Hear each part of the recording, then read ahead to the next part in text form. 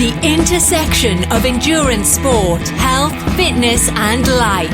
Challenging conventional ideas and empowering people with the science of self-propelled motion. This is the Endurance Experience Podcast, hosted by Tony Rich.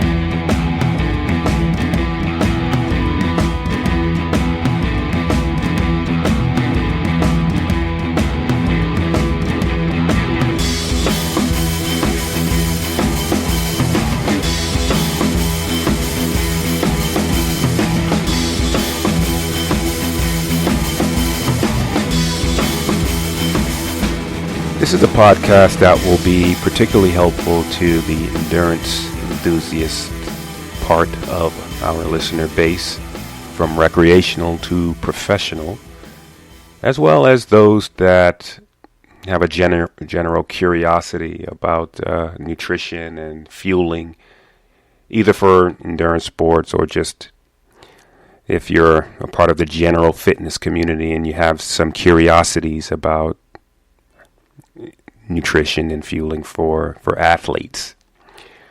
I've been looking forward to this podcast mainly because it gives us a chance to do a little bit of myth busting, but also tap into some of the nutrition science. There's a great deal of confusion and debate about nutrition and race nutrition, what to do, when to do it, and so on. And so this podcast will be one that I hope will be a little nugget that we can always come back to, and maybe even do a part two follow-up, because there's endless topics here that you can go on and on. So let's see, there's the latest trends in the endurance sport world in this space. There's the latest fad diet. That's all the rage. That's nothing new. I mean, we've seen that in general fitness, but it also exists in endurance sport, nutrition. Then there is the supplement craze. And those that know me know I have a certain level of derision for the supplement industry. But that's another topic. There's the quote-unquote natural movement, or the idea that because something is quote-unquote natural, it is ipso facto better. Then there is the so-called super starches that are supposed to be orders of magnitude better than traditional race nutrition. It has better fat oxidation and lipolysis and so on. Releases carbs slowly, etc. So there's a lot of extraordinary claims there. Then there's a host of debates that I simply refer to as timing positions, right? So that is the optimal time to take in a particular nutrient, either post-workout or during, which I think is more of a genuine argument when you look at some of the science and positions. And then there's implementation debates, like the one about separating hydration and fueling, and these really are just scratching the surface. Of course, you see some of these back and forths on social media and comment sections, which can be horrifying to coaches that are using evidence-based approaches. So many of these positions you'll see ultimately appear to make the issue more complicated than they need to be. There's a problem-solving principle embraced by everyone from mathematicians to NASA engineers called Occam's razor. Some of you may have heard of it. It's a principle that simply states that all else being held constant, the simplest solution, or the solution rather, that makes the fewest assumptions tends to be the most optimal choice. And in my opinion, I think what we tend to see is people attempting to solve a simple question, more simple question, and they're trying to solve it cleverly, more with more complicated ideas, and they're rendering the issue more complex than it needs to be. And it certainly doesn't help that many of the positions about nutrition rival those debates in religion and politics, and people seem to confuse what's actually true with what they want to be true, and those are two entirely different things.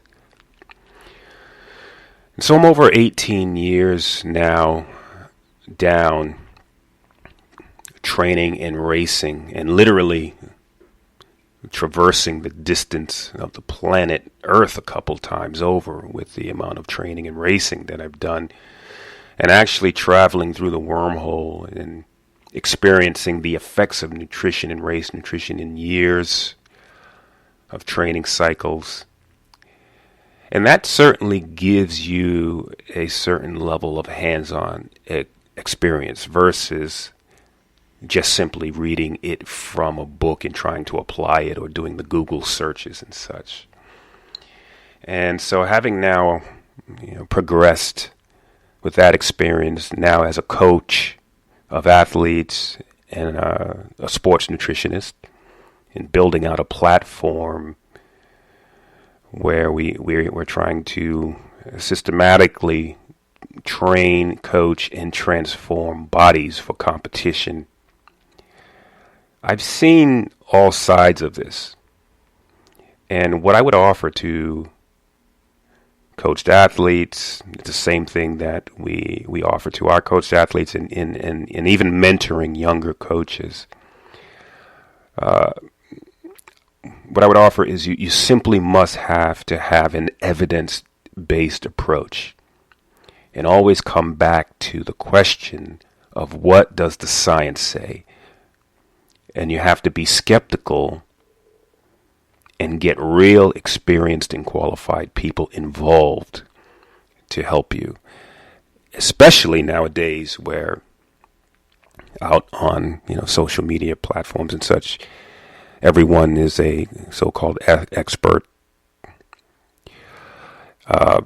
So with that being said, my guest today is one of the researchers I found early on that really helped me and was an inspiration to me. His research really helped me focus on what was important, but also helped inoculate me from what wasn't, both as an athlete and as a coach. So today we'll be speaking with Professor Oscar Eukendrup. He holds a professorship at Loughborough University and is the director of My Sports Science Performance Consulting and co-founder and co-CEO of Core Nutrition. I'll put the links to those in the show notes. He previously also headed up the Gatorade Sports and Science Institute. So all of the science that's baked into Gatorade's endurance products surely has his stamp on it, and surely others that he's worked with. And he's amassed accomplishments in endurance sports himself. A pretty good cyclist and triathlete and runner. He's counseled countless elite endurance athletes, current and former world record holders such as Haile Gebrselassie, Andreas Raelert, and Chrissie Wellington. Using a scientific and evidence-based approach and philosophy to counsel coaches on matters of endurance sports performance, In his academic career, he's published over 250 papers and book chapters and published 8 books. He literally wrote the book on sports nutrition. And his book, Sports Nutrition, is often cited and referenced by coaches and sports scientists. I'll put the link to it in the show notes. And he's often tapped to speak on research topics, including the metabolic responses to exercise, the regulation of carbohydrate and fat metabolism during exercise, adaptations to training, and the influence of nutrition on metabolism. So I have a conversation with Professor Eugendrup on many of the things that I just talked about in my intro, everything from general nutrition to what do you do 10 weeks out, what do you do 10 days out, what do you do in the 48 to 72 hour window to the event, going all the way to the start line, and actually during the race. And then we do a little bit of myth busting as well. So without further delay, I will give you Professor Oscar Eugendrup.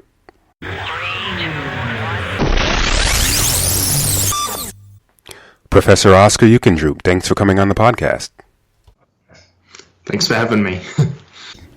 So, just for our listeners, can you explain your education, your background as an applied scientist, and how this shapes your evidence-based approach and philosophy with training endurance athletes?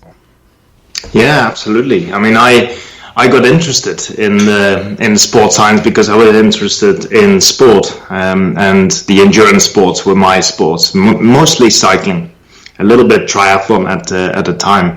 So this is before I went to university, and I decided to go to university and study exercise physiology. Because I was so interested in sport, and I wanted to know how the human body works and how you can sort of use that to improve performance. So it's I definitely went to university trying to find some of the answers for myself. Right. I spent some years at university at Maastricht University in the Netherlands. I stayed at that university, did a PhD. And in the PhD, it was in a department where they had a very strong nutrition background. And so I started to combine the exercise physiology with the nutrition. And later that became sort of the sports nutrition. I met Professor Coyle from the University of Texas. He came over to the Netherlands to work with me. And then he said, why don't you come and join me in Texas? Which I did a few years later. Spent a year there, which at the time it was one of the top places to study sports nutrition. And then I accepted a post at Birmingham University in the UK, and I still live near Birmingham, even though for my work now I travel all over the place, but I still have a house close to Birmingham. At that university, we did a lot of research into exercise metabolism, the relationship between nutrition and performance, but also nutrition, exercise, and disease. So the other end of the spectrum. So on the one hand, working with elite athletes at the highest level, on the other hand, working with patients who could hardly get out of bed. And I think sometimes you can learn a lot of things from where like physiology goes wrong, and also where the physiology is pushed to real extremes. So I worked there for quite a long time. I was the head of the Human Performance Lab, and we did many studies that, and the results of some of those studies have found its way into the advice that we give to athletes these days. After that, I wanted to do something completely different, and became the senior director of the Gatorade Sports Science Institute. And did that for a few years, like traveling a lot all over the world, like working with athletes, but also working on education programs, research programs.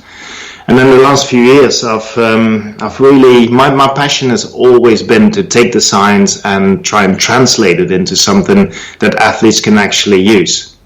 And I think there's a lot of great science being done all over the world, but sometimes what is lacking is the translation of that science into something practical. And not all of the science is accessible for people. It's difficult to read research papers, and I think even more difficult to interpret research papers, because the context in which they were performed, the studies, determines really what you can do with those results and whether you can actually do something with them. Right. Because research environments are very controlled. Usually a very specific type of athlete that people work with, so it's not easy to simply translate all of that to different athletes in different environments, and that's often what you have to do. Right. So that's what I do these days. I work as a performance consultant with a lot of teams, elite athletes, also organizations, to help people improve their performance, and usually there's a focus on nutrition, but not always. Right. Okay, and that's very important. And I'm a analyst and data scientist by career trade, and I think it's important to have an evidence-based approach with so much out there that is difficult for athletes to absorb, and there's a lot of information and bad information out there, and it's hard to really differentiate what's good and what's bad. And so that evidence-based approach and philosophy is certainly very important. It's why for many years I've always looked at some of your research and publications to see if I can make sense of the latest research. Now, are you still racing? Yes, I am still racing. So what I race, so triathlon or cycling or running, it depends a little bit on time, and sometimes it depends on what fun events are coming up for me. So I'm so busy with so much travel that sometimes I have to kind of choose my races to fit the work schedule. Right, I know. So it's definitely reduced a little bit, but I'm still racing. Yeah, I know what you mean about that. And when you become a coach, you have to make that decision on how much time you're going to spend racing, and you can't really be as competitive as you used to be. So I know exactly what you mean. I think I do races almost solely recreationally now. So you're the thought leadership behind mysportscience.com, and who are some of the elite athletes that you've worked with? You can do a little name dropping here. Yeah, I have to be a little bit. I don't like the name dropping, but I usually mention the same examples because they are pretty cool examples, and right. They've really shaped the way I think about things. And one of those athletes was Haile Gebrselassie, and he is someone who ran 27 world records from 1,500 meters all the way up to the marathon. Incredible athlete, and also an incredible person. And so working with him was very special for me, and I think I learned probably more from him than he's ever learned from me. Especially working in a country like Ethiopia, where they don't have an exercise lab. They hardly had an athletics track. They had one track at the time in the whole country. So very difficult to actually do any studies in that sort of environment. Mm-hmm. But we did, and so some cool experience. And then another athlete that I work with is Chrissie Wellington. Right. She's a 4-time Ironman world champion. Never beaten in the Ironman distance, but she had some definitely some nutrition issues in the first long distance triathlons that she did, and so we worked together on that, and she describes this in her books a little bit. Right. And I think she completely figured out what those problems were, and the last few races she did were without any problems. Right. Great. Yeah, two phenomenal athletes at the time, at their peak. It was inconceivable you'd ever see anybody faster than that. And then, of course, now we're seeing people faster. It's pretty amazing what we've seen in the sport. All right. So let's start right in with, talking about nutrition. And first, just general nutrition. Now, since I would say the last decades, I mean, we always hear about these diets, these fad diets that come along. It seems like a new one comes along every other year. Everything from South Beach to paleo to Atkins. Now it's like ketogenic, which is like if Atkins and paleo had a baby, it'd be ketogenic. And then there's all of these. Now I've looked at these diets, and from time to time I try to figure out whether or not there's research or efficacy. And I haven't really found that these diets do anything but really manipulate energy balance in a different way. So I wanted to get your ideas on that. Do you see that as I do, that these diets, all of them, are just unique ways of manipulating energy balance? Yeah, I think you're pretty you're spot on there. I think all of these diets, let's start with this, all of these diets can actually work to lose weight. Any diet can work, because as soon as you start a diet, you're really paying attention to your diet, you're paying attention to what you eat, and you will lose weight. And this is also, you can find this in the literature, so you can find evidence that like a low fat diet can reduce weight, a low carbohydrate diet can reduce weight. There are really extreme ways to do it, and you will lose weight. The less extreme ways to do it, and you'll lose weight. You reduce carbohydrate and fat intake, you also lose weight. So yes, it is really about making sure that you are in negative energy balance, and you do that by paying attention to what you eat. Right. And of course, it is possible that some people find it easier to reduce their intake on a certain diet. So that is possible. Or they like foods that fit into the category of a certain diet, and the diet sort of gives structure to their thinking. So it is possible, but I think an important message is that there really is nothing magical about these diets. Right. It is really about eating less and moving more. Exactly. Yes. Yeah. And I mean, and that's very important. It's a very important message, especially with athletes, endurance athletes, who are always seeking for the silver bullet. Like there's a silver bullet way of doing something, and it's just moving more, eating less. So let's talk about that now. When you're working with endurance athletes, and obviously you're working with a lot of elite of the elite athletes, and many of us coaches will work with people on the range of recreational. Maybe sometimes you might come across an elite athlete. So if you're working with elite athletes and some people on the recreational side, you're just sort of trying to point them in the direction of slightly better health and fitness. But what's your general philosophy on just general nutrition, and what's the approach that you look to convey to athletes as they're trying to maximize power to weight ratio.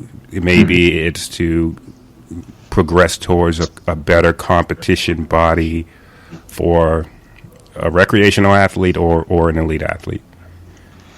I think my approach would be like a no-nonsense approach, no magic approach, and real foods approach. And always taking into account what is important for that particular person, for that particular athlete. If you work with an elite athlete, it is about seconds sometimes. Sometimes it's about fractions of seconds.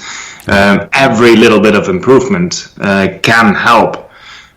Is that really important for the age grouper whose main goal is to get to the finish line? So I would say no. So for that person, it's much more important that they can have fun on the day, that they have no gastrointestinal problems, and they feel great throughout the race. Right. It's not about sort of pushing to get the last bit of energy out of the body.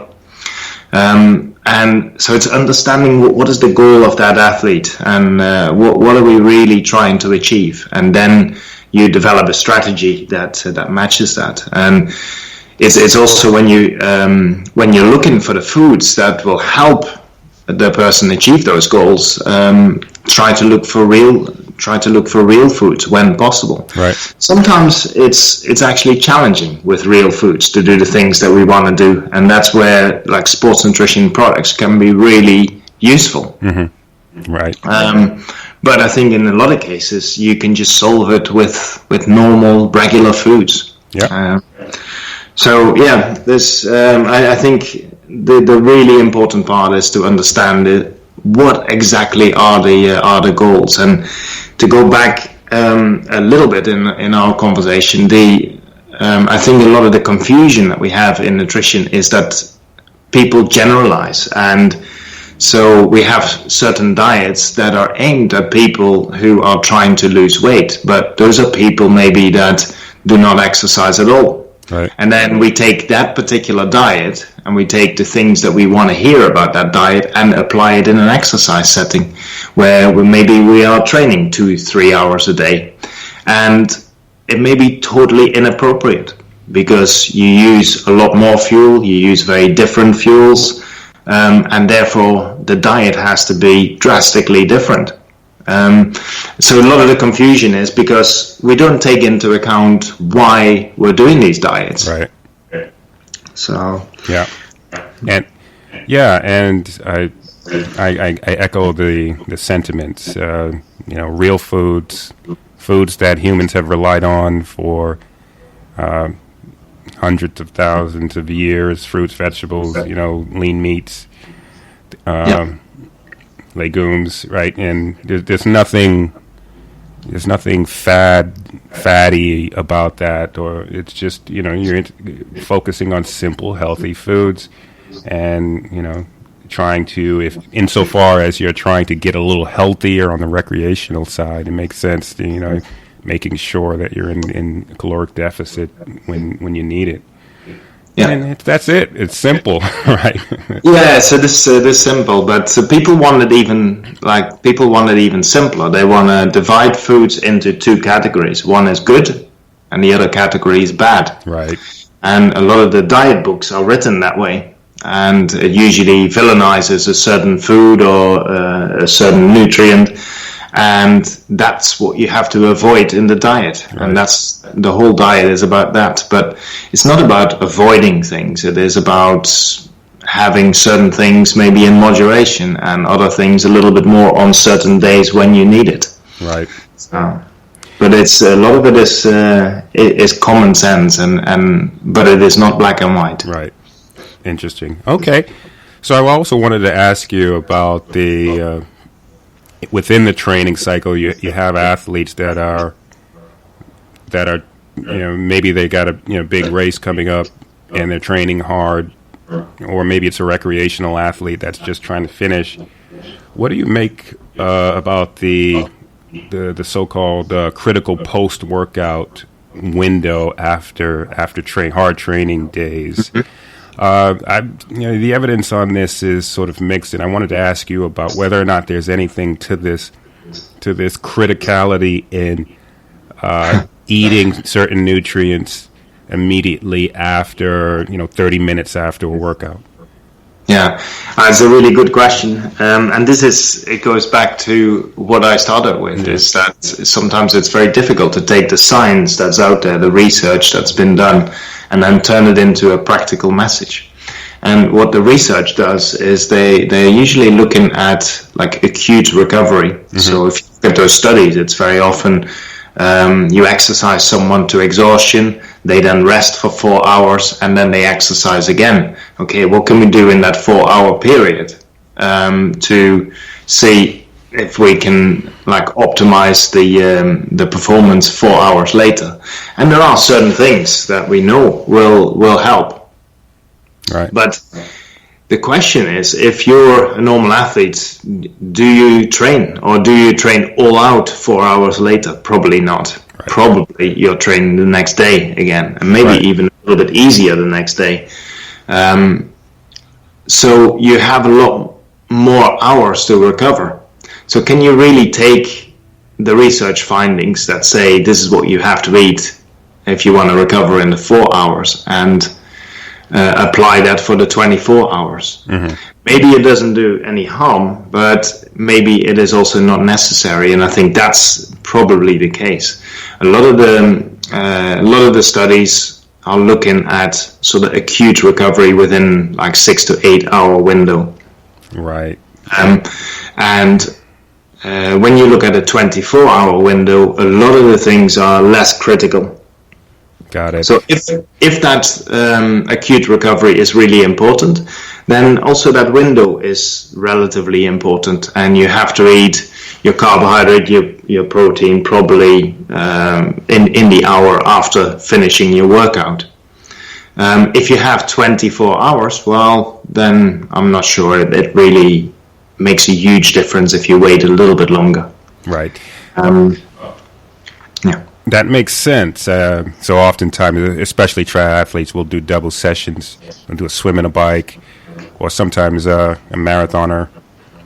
If they're in a build cycle or peak cycle, they might do a double session, a morning and in the afternoon, or a morning and an evening, or something like that. And in that case, it seems like it might make more sense to immediately fuel and try to repair afterwards.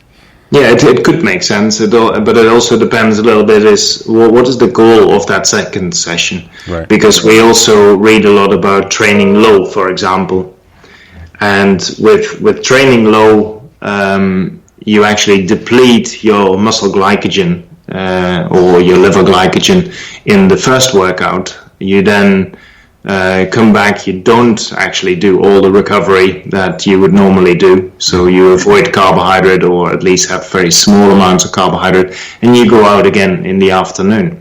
So the afternoon you train with low muscle glycogen, and studies show that you may actually get some benefits from that in terms of training adaptation.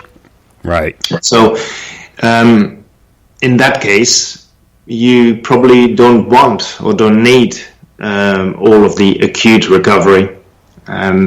So it really depends on what you want to achieve. If it is really important that the second workout is really high quality, and if it's, for example, swimming and technique is really important, then you don't want to start that session really tired. Mm-hmm. So maybe in that case, I would really optimize the acute recovery. If I'm really in a building phase where I just want to be as good as possible in 10 weeks from now, I don't worry so much about the quality of that second session. I worry about where I will be in 10 weeks' time. Right. Got it. Excellent. All right. Okay, let's go into some more fueling. And I think talking to athletes, it's the frequent conversation that we have about fueling that sometimes it gets into the specifics of the athlete, and sometimes there could be some general best practices. So I wanted to sort of look at a scenario with you where you had an athlete 10 days away from a long course event, where it's a half Ironman or marathon or Ironman. What are some, knowing that there's some things that are going to be really specific to the athlete, what are some general protocols that coaches and athletes should look at when they're, say, 10 days out from an event, and very specific to fueling? Well, the first thing I would say to that athlete or that coach is well done that you're actually starting to think about nutrition 10 days before, because very often athletes start to think about their nutrition plan the day before, when they're walking around at the expo and they see all these exciting new products. So that's one of the most common problems. But I would also say, instead of 10 days, I would actually prefer to start 10 weeks before the event with my nutrition planning. Because if you start 10 days before, you can't really train your nutrition plan. Whereas if you start 10 weeks before, you have several opportunities still to train exactly the plan that you're going to use on race day. Mm-hmm. And I think that is actually critically important. Right. But if you're 10 days away, those 10 days you don't have to do a lot of things differently. You just do your normal training, do your normal nutrition. I think where it becomes a little bit more important is when you get to 2 or 3 days before the event. Right. It's more important for those people who often have stomach problems, because if you have those problems, I would start to reduce fiber intake, maybe reduce dairy products the 2 to 3 days before the race. Because studies do show that can have an impact on the gastrointestinal problems. Right.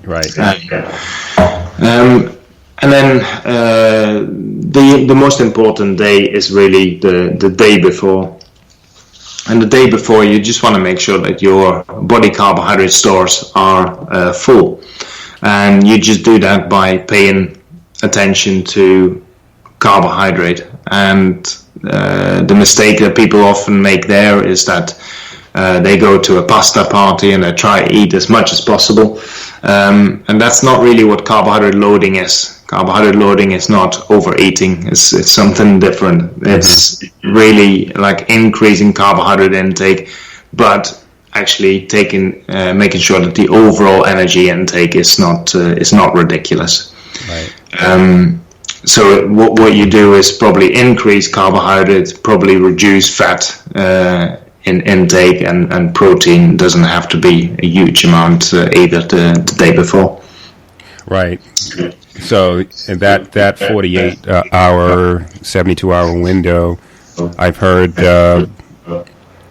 values, and some of the values that we will use with athletes is 4.5 grams to 5 grams per pound of body weight per day. I would say that's definitely on the low side. Even more than that. Yeah, I would definitely, but it also depends on how much training you still do. Mm-hmm. Some athletes still do a little bit of training the days before, so you expend a little bit of energy and probably use a little bit more carbohydrate. That needs to be replenished as well. But I would say in those days before, if you're relatively inactive, I would push it to 7 grams per kilogram. Yeah. And if you're fairly active, I would push it even higher. Interesting. And so when you work those numbers out for athletes and you show them that, and you give them an example of how much carbohydrate that is, oftentimes their eyes will get really big. They'll say, "How can I get that much food into my body?" But you're not walking around on a daily basis trying to get that much carbohydrate in. And so no, it's for a very specific purpose, right? And that's also, it's not definitely not my message that that's something you should do every day. Right. It's we're now talking about like really optimizing everything for race day performance. Right. Mm-hmm. Okay. So you get your carbohydrate in that 48, 72 hour window. You go to sleep. Hopefully you can get to sleep early without getting too much insomnia the night before. And then you wake up 4 a.m. say race morning. What's your general protocol then? Yeah, so from the literature, we know that if you eat about 3 to 4 hours before a race, now 4 hours is sometimes impossible. So 3 hours, 2.5 hours is still a possibility usually. So that's when you have your sort of breakfast, and in that breakfast, studies actually show 400 grams is sort of optimal. Mm-hmm. That is really not a very practical amount, especially not on race day when you're nervous. So this is another situation where this is something you can do in a laboratory situation, but in the real world is actually very difficult to do. Right. But I think the most important goal of that breakfast is to make sure that you fill up your liver glycogen. So the day before with your meals, you fill up your muscle glycogen, and if you're not exercising, that will stay high. But when you wake up in the morning, your liver glycogen is pretty low. So you need at least 100 grams of carbohydrate to make sure that you top that up again. And a little bit more is probably safer, and any excess is probably stored as muscle glycogen. So a little bonus. So I would still push it not to 400, but somewhere between 100 and 200 grams of carbohydrate the morning before. Now, does it matter if it's liquid or solid carbohydrate? No, not at all. Right. I think this really comes down to personal preference, and especially on race morning when people are nervous, it's sometimes really difficult to eat. Right. So for those people, liquid could be a solution, and other people just like to have some solid food with a coffee or something. And so yeah, this is where like personal preferences actually play a really big role. Right. Yeah. I mean, I've always used liquid just because easier on the system. It leaves the system easier, things like that. But yeah, personal preference. Yeah, and I would say it doesn't really matter what you do as long as you follow a routine that you know works for you. Awesome. Okay. All right. So going to the starting line and starting the race, fueling actually during the race. And so a lot of the science we've relied on for decades has been this quote-unquote salt and sugar approach, and simple carbohydrate and sodium. And, that has driven race nutrition formulas from the big manufacturers in the forms of gels and blocks. Is this still the best approach, in your opinion? Yeah, I think the main fuel is going to be carbohydrate. That's the performance fuel. So you have to deliver that in some way, and the way that's easiest really for the body to absorb, if you already deliver it in a way that it's just absorbed very quickly. Now that can be done in different ways. So it can be done in simple sugars, which the disadvantage of that is that usually whatever you take in is super sweet. Right. But you could also look for certain starches. They're less sweet. Maltodextrins, they're less sweet. So there's different solutions, and a lot depends also on the pace. If you're an elite athlete and you're really pushing the pace really from the start, you want something that is absorbed really quickly. If you're, let's say, a 15-hour Ironman athlete, then you're going to be out there for a very long time, and just stomach comfort is much more important than delivering these nutrients very rapidly.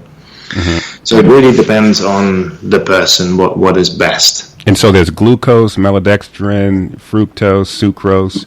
Is there any combination of those that maximizes the absorption of the carbohydrate that you're going to need if someone's going to be competitive?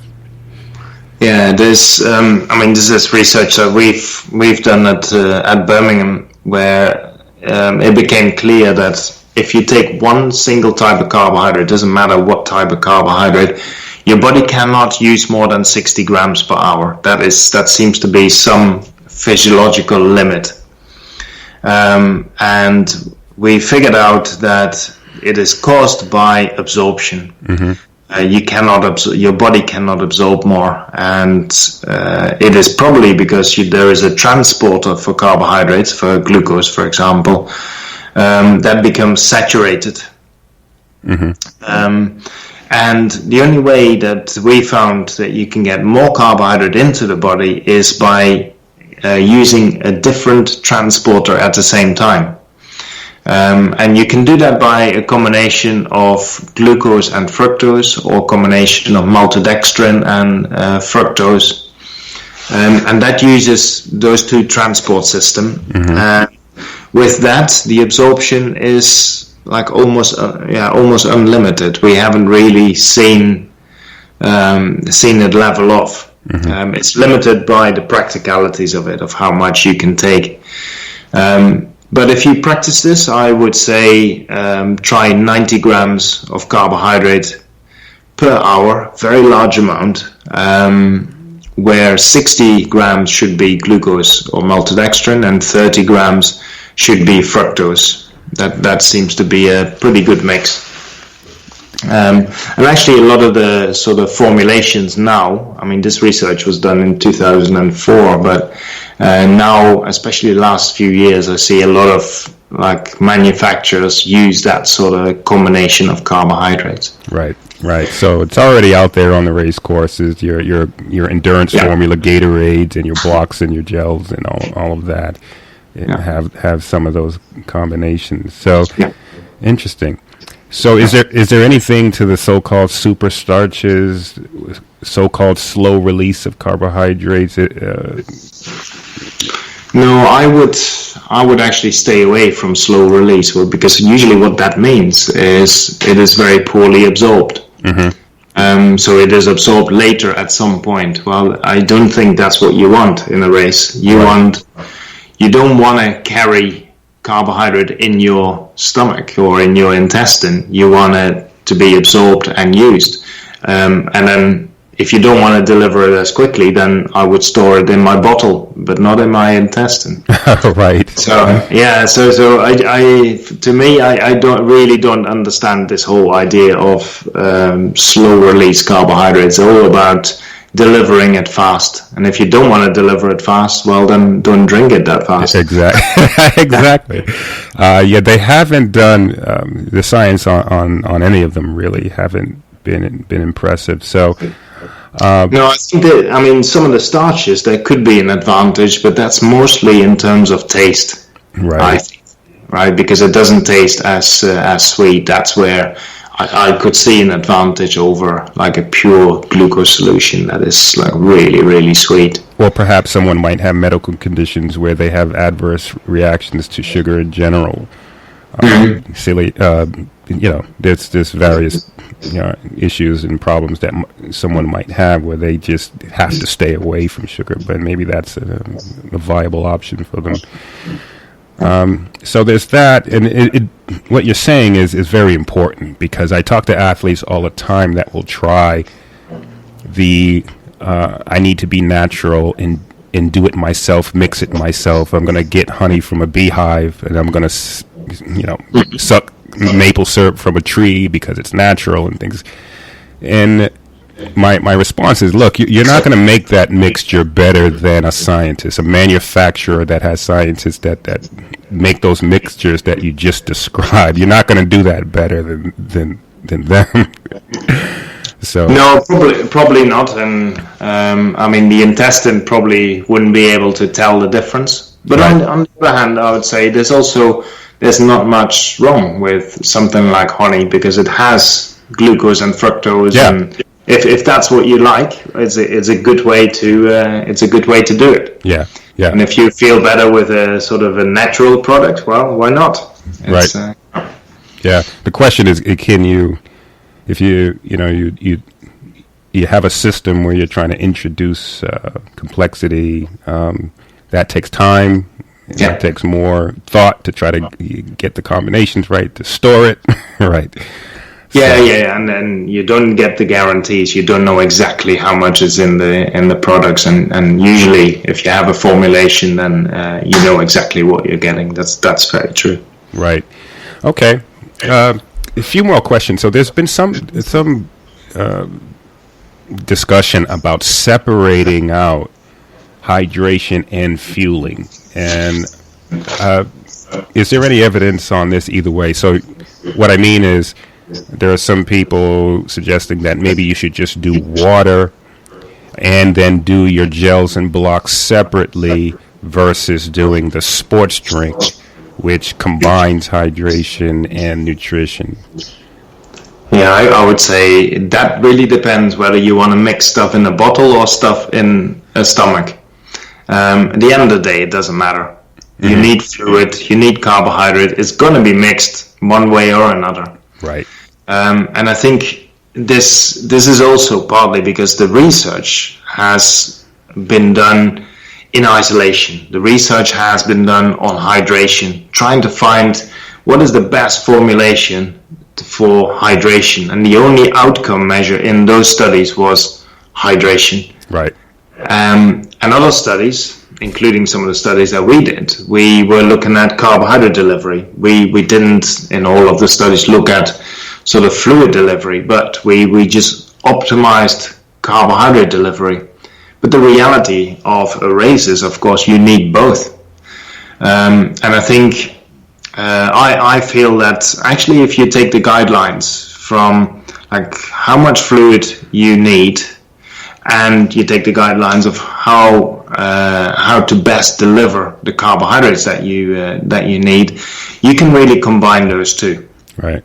Right. So, like a very simple example, if I calculate that I need, say, 1 liter of fluid per hour, that's quite a large amount, but I want to deliver 60 grams of carbohydrate per hour, well, that means I have a 6% carbohydrate solution, and then I can deliver that in different ways. I can have a sports drink that is 6%, or I can have a gel or 2 gels and a liter of water, and it gives me exactly the same. Or maybe I use solid foods and combine that with water. Right.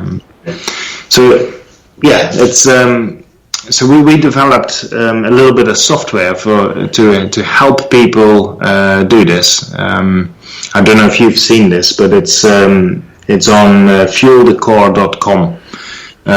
And there's a free version that people can try. Nice. So essentially, you go to the website, you say, I want to run a marathon, for example, and I want a nutrition plan for this marathon. You enter some information about yourself as an athlete, because to give a good nutrition plan, we need to understand, is this an elite athlete? Is this someone who runs a 4-hour or 5-hour marathon? Then we need to understand the conditions. If you pre-select an event that we've programmed, then it will automatically download the best prediction of the weather, right, for that particular race.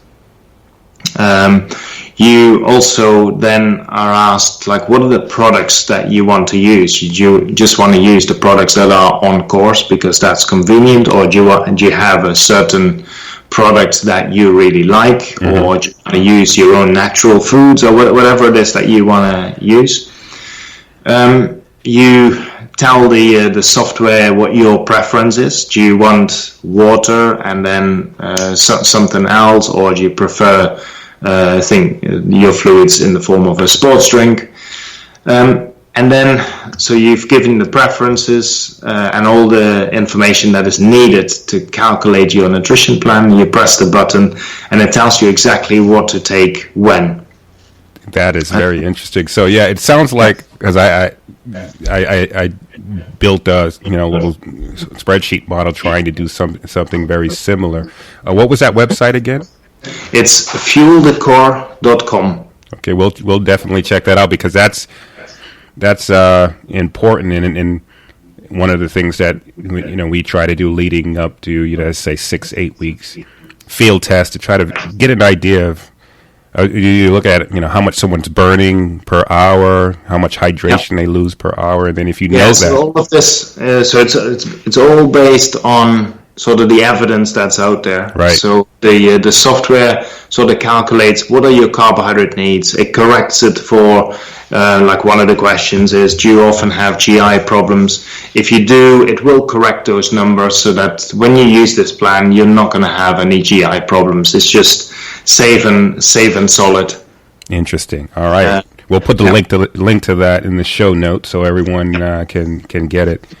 Mm-hmm. So someone is armed with that information from the website, and what do you tell athletes on the when and how? For instance, there's this idea that if you're drinking, you should drink to thirst, but then there's other ideas that you should drink on a schedule, say every 15 minutes or 20 minutes, or eat on a schedule. So, what's your thoughts on the when and how?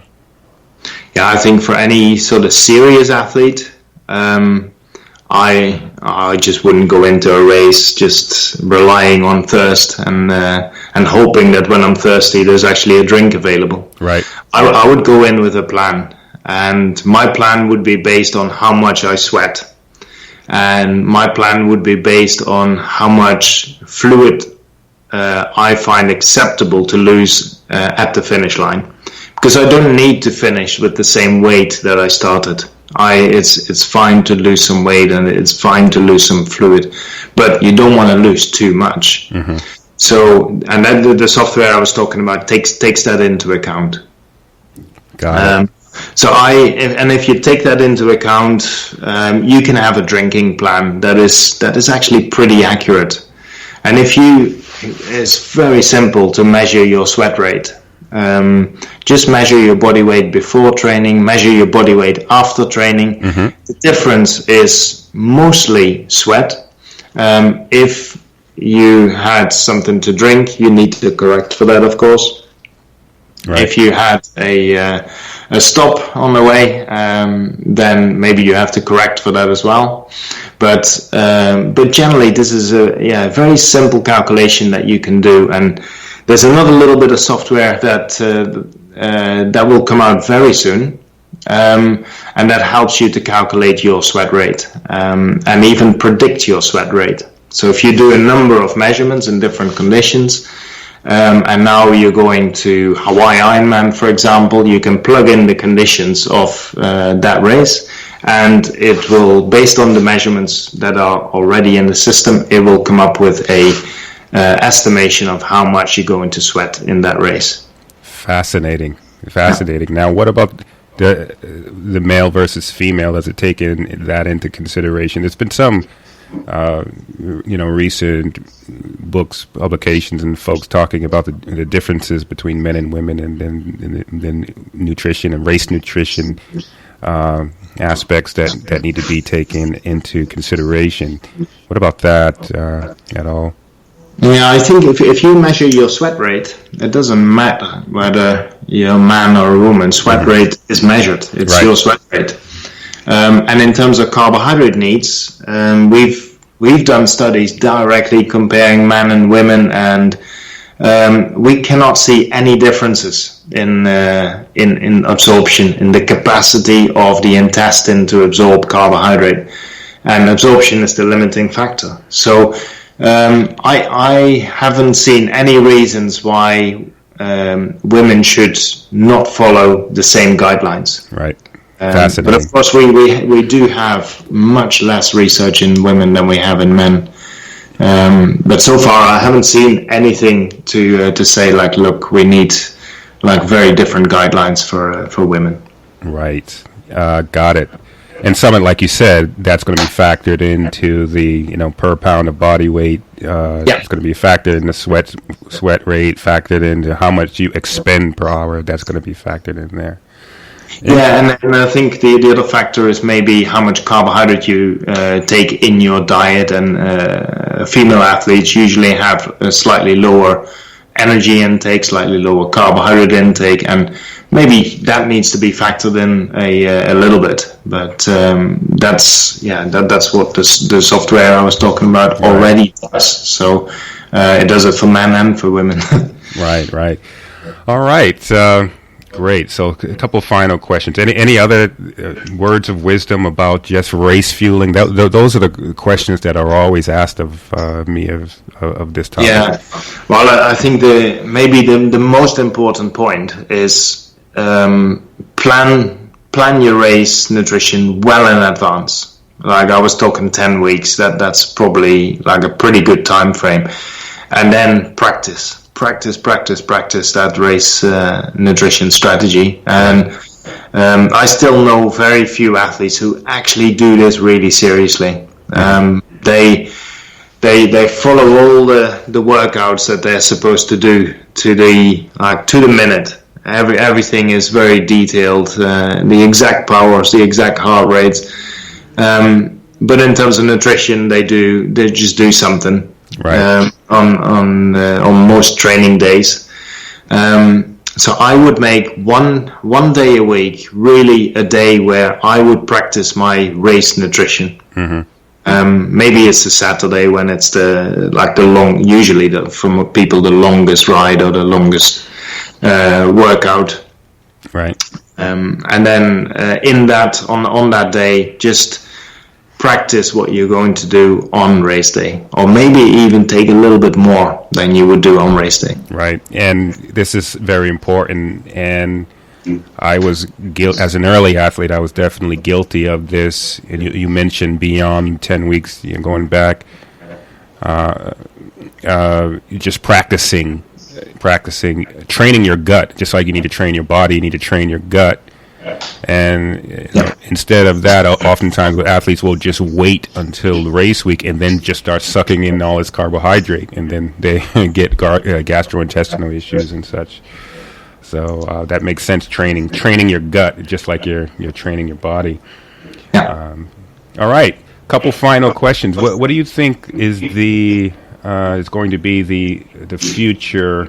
The next generation of either nutrition or race nutrition. There's some research, preliminary research coming out about personalized nutrition for certain genotypes. What do you think is going on there? I believe very strongly in personalized nutrition, but not in that way. Mm-hmm. I believe in it the way we discussed it. You personalize it based on your sort of physiology, your performance level, your preferences also. Mm-hmm. And that way you personalize your nutrition strategy. But there are all these like genomic tests that you can do. They're getting cheaper as well, and you can test your genes, and you get a report, and the report tells you that you're more likely to need this or that. I think we are very far away from that being anywhere near useful, especially for athletes. Right. I think we have far too little research when it comes to health outcomes, right? But we're starting to use it there as well. But we have far less information about exercise performance in relation to genes and nutrition, and so really we're not basing our decisions on much at all. Right. So I think the most important factors are really how fast are you going to go, how much carbohydrate you need, how much are you going to sweat. Like the factors that we talked about today, right. Those are the important factors to personalize your nutrition on, not the fact that maybe you burn a little bit more fat because of a gene. I don't think that is going to affect the your nutrition plan very much at all. Right. Interesting. Perfect. All right. Well, it was definitely great and a pleasure talking to you. We want to be sensitive to your time here. Where could athletes find you on social media, and any other publications or books that you got coming out soon? You're welcome to plug those. Yeah. Well, the first place I would send people to is my website, and it's more of a hobby really, because I wanna make sure and share sort of the science that is out there, and also I talk a little bit about the non-science that's out there. Right. So I try to separate the sort of the myths from like what the studies actually say on mysportscience.com. Mm-hmm. So that's the website, and then people want to follow me on Twitter or Facebook. Then it's just my last name. It's JEUKENDRUP. That's where you can follow me. And then if people want a race plan, then I would go to that website that we talked about, fuelthecore.com. We're still developing it, and we're still looking for feedback. So anything that people, their experience, they want to share using the software, please let us know. And finally, I guess I just had a book come out a few months ago. It's a sports nutrition textbook. Maybe not for everyone. It's quite a heavy book, like a doorstop. But for people who are really keen to read more, especially about sort of the background and the biochemistry and the physiology, I would refer them to that textbook of sports nutrition. Yeah, I will definitely get it, even as a reference. I've been watching a lot of what you do for many, many years, and I'll definitely put the link to fuelthecore.com in the show notes so people can go there. So, Asker Jeukendrup, thanks for coming on to the podcast. Oh, thank you so much for having me. It's fun. Thanks to Professor Jeukendrup for coming on to the podcast. I really enjoyed that conversation. I felt we could go on and on there. So just a quick follow-up so that we don't confuse folks. So Professor Jeukendrup is using metric in his numbers that he gave. So I just checked his website just to make sure. So general fueling for carbohydrate, he gave 5 to 7 grams of carbohydrate per kilogram of body weight per day. Carbohydrate loading in the 36 to 48 hour window, 10 to 12 grams per kilogram of body weight per day in that window.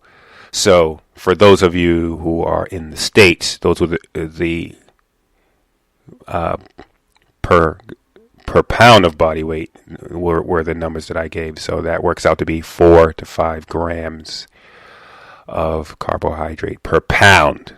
Same numbers. I did the math, and it works out to effectively the same amount of carbohydrate in pounds versus kilograms. So that was the difference there in our conversation. So I hope you enjoyed that, and each one of the topics we discussed could be its own podcast, and so we'll definitely try to have some more deep dives on some of these topics. The thing that we didn't get to was supplements, and I've actually heard him speak on supplements, but just to give some of my own thoughts here, and I think it's important for our listeners. I'm increasingly skeptical of supplements because of several reasons. First, realize that if you're eating healthy and you're eating nutrient-dense foods, fruits, vegetables, legumes, right? So lean meats, seafood, insofar as that you eat meats, nuts and seeds, nutrient-dense foods. Very infrequently will people require some supplement. If you do, and you're one of those few people you think you are, that's when you get a doctor involved and go to talk to your physician about that, and see if you can work at that angle. The same thing with athletes, though. There are very small percentage of people that may require some supplement, and then there's some research that some of them could be used if you've done them, if you take part of them strategically. But even still, it's I don't get the sense that it's worth it to wade in those waters because of the unproven claims. You have an unregulated industry. They're not regulated. And so because of that,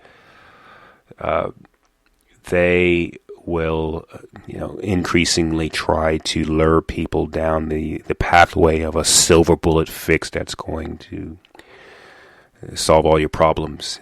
And I'm just simply against anything that's not regulated and does that. Because it's an unregulated industry, they sometimes contain substances that are either unknown or not safe. And because of that, you will sometimes have drug-to-drug interactions. That means there could be some supplements that conflict with your doctor's prescribed medications, and that could lead to adverse effects and such. So that's why you want to be skeptical of supplements, and the idea that something is natural, therefore it's safer and better. The more you take of some vitamin is better, and typically they don't really have any impact aside from making your urine darker and more expensive, because a lot of times it will just simply come out in urine.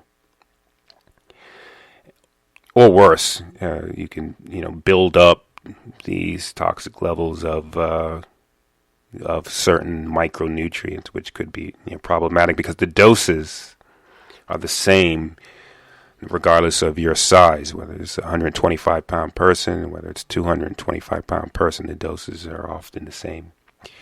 So, again, you can just never go wrong with eating healthy, eating well, and focusing on whole foods, nutrient-dense foods that humans have relied on for millennia, and that's where you put your all of your energy there.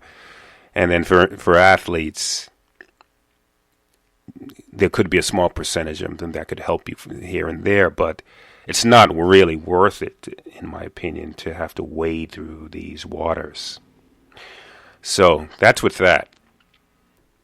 Now, after listening to the entire podcast, guaranteed there will be a certain percentage of listener that will make an argument, and the argument will go something like the following.